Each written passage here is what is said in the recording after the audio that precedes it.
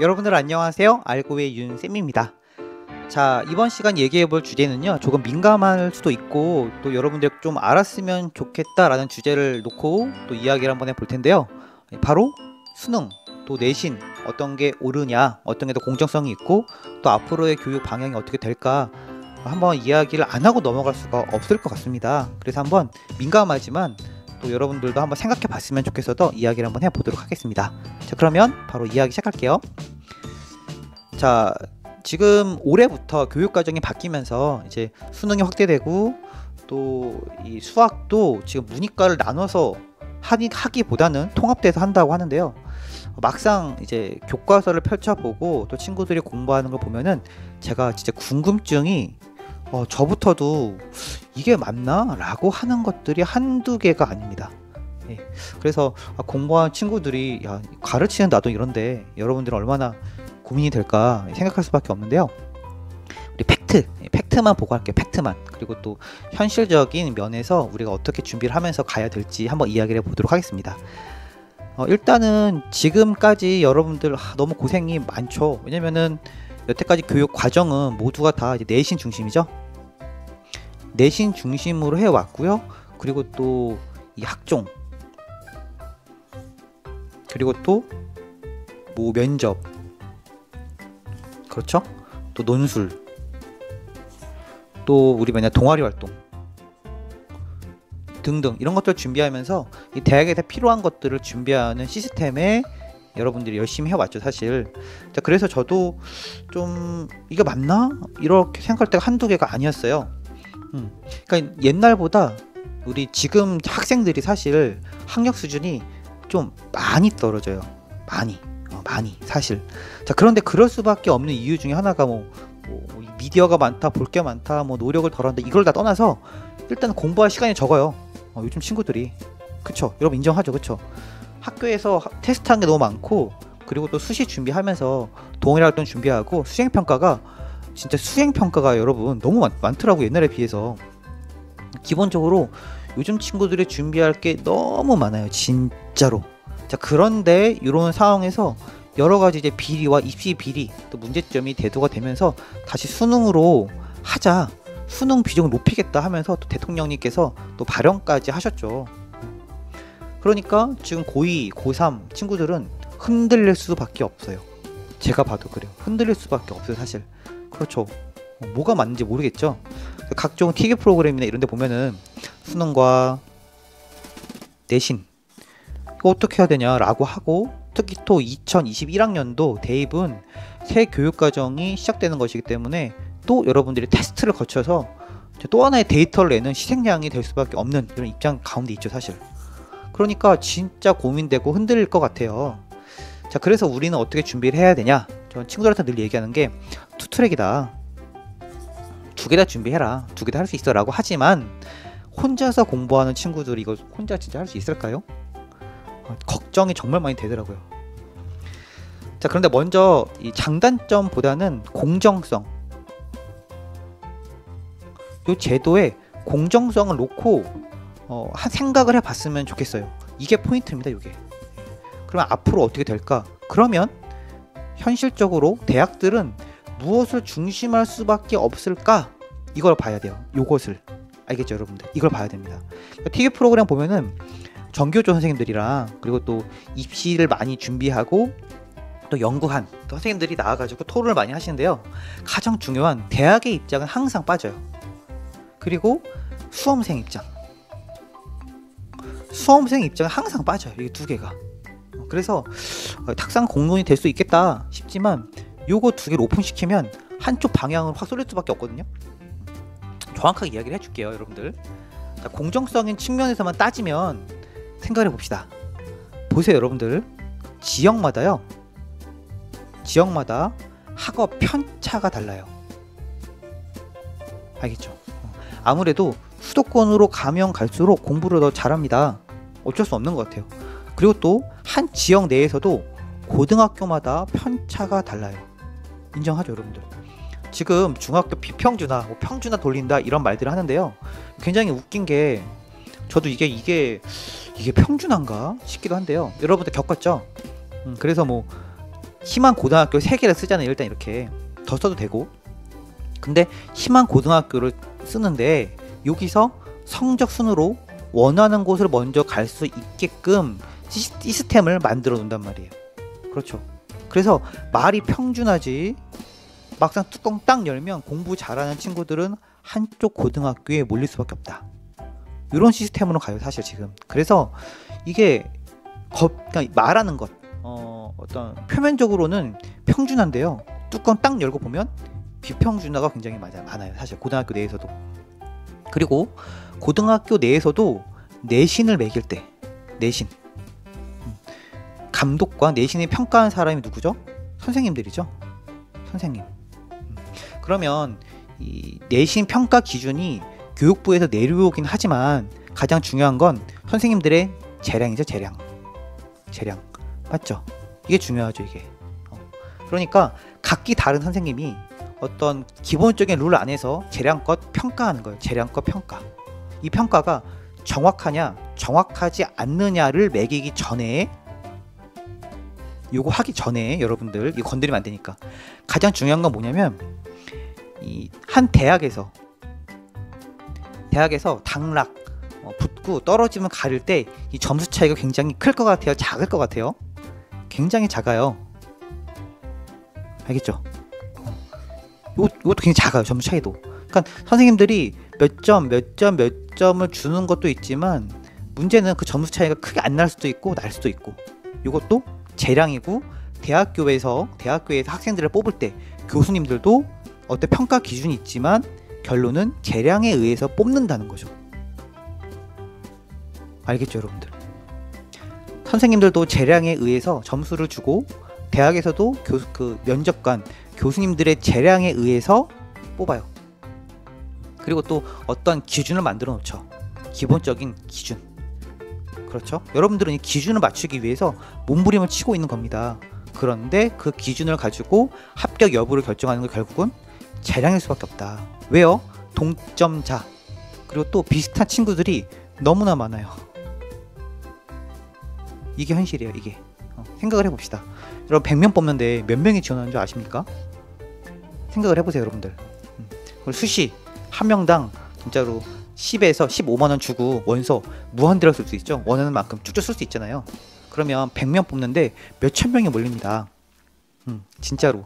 근데 그 대학의 퀄리티란 게 있잖아요. 그러니까 비슷한 점수대의 친구들이 몇천 명이 몰리는 거예요. 100명을 뽑는다 하면 1000명 몰립시다. 1000명. 그럼 100명 뽑는데 비슷한 친구들이 1000명이 몰리는 거예요. 1000명만 몰릴까요?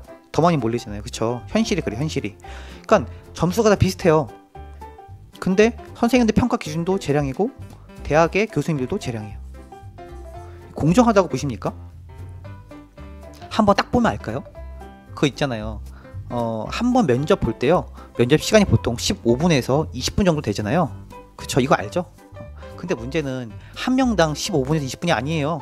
보통 3명 들어가죠? 3명 들어가고요. 그렇죠? 교수님도 3분일 수도 있고 1분일 수도 있고, 근데 보통 3분, 3, 4분 되시죠? 들어간단 말이에요. 이렇게. 그러면 자기에게 주어진 시간 5분 가지고 여러분의 3년, 6년이 평가가 되는 겁니다. 너무 좀 막연하지 않나요? 여러분이 보시기에도 이 시스템을 과연 공정하다라고 볼 수 있는가? 그렇죠. 문제는 또 학교에 있죠. 학교. 이게 뭔 소리냐? 여러분들이 여러 가지 자격 요소를 갖추려고 노력을 하고 있는데요. 현실적으로 여러분 한 명의 노력으로 여러분이 다 알아보고 모든 자격 요건을 갖추기 위해서 노력한다고 해서 채워질까요? 쉽지 않아요, 여러분들. 그래서 학교에서는요, 한 명이라도 더 높은 대학을 보내기 위해서 몇 명을 밀어줄 수밖에 없습니다. 현실적으로 이렇죠. 우리 다 아는 거잖아요, 이거. 그렇죠? 몇 명은 밀어줄 수밖에 없어요. 그러니까 130명 중에서요, 한 학교 학년이 130명이라면 이 중에서 많으면 5명, 보통은 2-3명. 이렇게 몰아줄 수밖에 없어요. 상장도 몰아주고 추천서도 몰아주고. 그래서 몇 명은 대학교가 요구한 기준을 맞추게끔 하는 거죠. 의도적으로 만들어주는 거예요. 고등학교에서. 지금 몇 년째 이러고 있습니까? 그러면 나머지 125명은 어떻게 대학 가야 되는 거냐는 거죠. 이게 현재 어떤 교육 제도의 모순이라면 모순이죠. 그런데 이렇게 몰아주기식이 아니고 이런 것들이 굉장히 이제 갖춰진 고등학교도 있어요. 당연히 있죠. 지금 수시가 연차가 몇 년이고, 그쵸? 지금 20년 이제 돼가고 있는데 수시만 밀어붙인 게 20년까지는 아니다. 10년 넘었죠. 이제 돼가고 있죠. 이렇게. 그런데 문제는 이런 학교가요, 많지 않아요. 진짜 정말 잘 준비된 학교가 많지 않고요. 혜택을 받는 친구가 200명이라면 진짜 많이 받으면 50명, 50명만 받아도 이런 혜택을 50명만 받아도 진짜 많이 받은 겁니다. 그럼 150명은 어떻게, 나머지 150명은 어떻게 해야 되는 거냐는 거죠. 이게 바로 현실적인 문제가 있어요. 자, 문제는 또 하나가 있는데요. 대학에서 이 수시에 대한 공정성과 신뢰성을 얼마나 믿느냐는 거죠. 그래서 대학에서도 수시가 있지만 최저 등급제라는 걸 놓고 또 뭐죠? 애들을 두 번 평가하죠. 이렇게 그런 식으로 최저 등급을 걸어놓고 떨어뜨리고 다시 수능으로 오게끔 만든단 말이에요. 의도적으로. 왜요? 이렇게 재량으로만 뽑고 하니까 대학에서도 확실한 친구들을 뽑을 수밖에 없는 거예요. 이렇게 어쩔 수가 없죠. 대학도 사실 뛰어난 학생들이 우리 학교로 오길 원하니까 어쩔 수 없는 거죠. 이렇게 지금 교육 과정이 되게 애매합니다. 사실 애매해요. 그러면 수능으로 바뀌면 이런 비리가 없느냐? 당연히 있죠. 당연히 있죠. 왜요? 상위권 학교, 또 좋은 혜택을 받는 학교, 선행학습을 많이 하면 당연히 수능 잘 나오는 것이고, 그렇죠? 그러면 지방학교, 교육 혜택을 많이 못 받는 학교는 수능이 어렵다는 거죠. 그만큼 준비할 기간이 많이 없기도 하고, 또 선생님들 많이 없기도 하고, 고민이 많이 되는 부분이긴 하죠. 그런데 공정적인 부분에서는 수능이 내신보다, 지금 현 교육제도보단 낫다는 겁니다. 알겠죠? 근데 앞으로는 사실 이게 강조될 수밖에 없어요. 내신으로 뽑는 것, 또 학종으로 뽑는 것은 사실 비리, 또 어떤 여러가지 재량으로 인한 문제점이 안 생길 수가 없는 구조입니다. 그러니까 우리 친구들이 공부할 때는 여기에 목숨 걸었는데 다시 이게 치고 들어오니까 진짜 불쌍하죠. 사실 언제까지 우리 학생들은 이렇게 도대체 몇 년을 실험 당하는 것처럼 언제까지 데이터를 내는 이런 취급을 받아야 되는 건지 모르겠어요. 사실. 그런데 앞으로는 사회가 더 깨끗하면 깨끗해질수록, 공정성이 높아질수록 시험을 중심해서 대학을 갈 수밖에 없습니다. 현실이에요. 알겠죠? 그런데 여러분, 또 하나의 문제가 뭐냐 하면은 이제 교육과정이 개편이 됐잖아요. 그런데 이 수학 같은 경우 이제 우리가 앞으로 강의할 건데요, 이거 난이도가 확 내려갔어요. 확. 진짜로. 그리고 어렵고 좀 아리까리하고 헷갈리는 단원들은 다 빠졌어요. 알겠죠? 그런데 국어는 엄청 올라갔고요, 영어도 많이 올라갔어요. 알겠죠? 이런 식으로 교육과정도 난이도도 바뀌고 있는데요, 이 수능으로 전환이 됐다 칩시다. 그러면 이게 단기간에 학교에서 커버가 될까요? 10년을 넘게 수시 하면서 했는데 선생님들께서 갑자기 수능으로 전환하면서 다시 열정을 가지고 이거 몰입하면서 애들 성적 끌어올리자 하면서 막 밤 10시까지 자율학습 시키고 막 야자 돌리고 더 보충 수업 시키고 하실 수 있을까요? 학원에서 이 시스템을 따라갈 수가 있을까요? 걱정입니다. 현실이 그래요. 현실이. 네. 그래서 결론은 뭐냐? 열심히 하라는 거죠. 결론은 투트랙으로. 일단은 2021학년도는 여러분들 투트랙으로 갈 수밖에 없어요. 진짜로. 왜냐면 수학이 너무 쉬워졌기 때문에. 근데 문제는 모의고사 기준, 또 수능 기준을 높게 내버리면 우리 친구들은 더 무방비로 당할 수밖에 없겠더라고요. 보니까. 이거는 수학을 좀 공부하기 전에 이야기를 많이 할 텐데요. 거기서 얘기를 많이 할게요. 자, 그래서 2021학년도는요, 여러분들 내신과 수능을 동시에 준비하면서 갈 수밖에 없는 것 같아요. 사실 뭐 하나 포기하지 않고. 그런데 내가 정말 어쩔 수 없이 하나 포기해야 된다, 진짜로 하면 여러분들 반드시 수능을 잡으세요. 알겠죠? 정말입니다. 할 수 있어요. 왜냐면 요즘 문제가 제가 풀어보니까 옛날보다 그렇게 어렵지 않아요. 1년 빡시게 준비하면요 4등급까지는 끌어올릴 수 있겠더라고요. 제가 최대한 도와줄게요. 알겠죠? 진짜 내가 하나를 포기해야 된다 하면은 차라리 내신을 버리고 수능으로 파는 게 낫습니다. 알겠죠? 근데 만약에 내가 나 수능 공부 하나도 안 했어. 어떻게 해야 되지? 그런 친구들은 어떻게 할까요? 어떻게 할까요? 수능 5등급까지만 끌어올리세요, 빨리. 이거는 한 3개월만 빡시게 하잖아요. 그러면 5등급은 끌어올릴 수 있어요. 제가 이거 알려줄게요, 하는 방법들. 알겠죠? 여태까지 많이 이거 얘기했지만 이거 부분에서 앞으로 강의를 해줄게요. 5등급까지 빨리 끌어올리고요. 그 다음에 내신을 3등급까지. 알겠죠? 내신 3, 수능 5까지. 그러면은 웬만하면 다 뚫릴 겁니다. 일단 기본적인 선에서는 대학 가는데 큰 지장은 없을 거예요. 알겠죠? 1년만 준비해도 이 정도는 정신 차리고 하면 할 수 있으니까. 알겠죠, 여러분들? 자, 그래서 이 시간은요, 수능 그리고 내신 어떻게 준비해야 되나, 앞으로 어떻게 될 것인가 얘기해 봤습니다. 결론은 사회가 공정해지면 공정해질수록 수능으로 갈 수밖에 없다라는 것입니다. 알겠죠, 여러분들? 그래서 이 강의를 좀 보는 고등학교 1학년, 2학년 친구들은 지금부터 빡시게 또 수능 공부하면 좋을 것 같아요. 알겠죠? 그래야 대학 잘 가니까. 여기까지 알고의 윤쌤이었습니다. 안녕!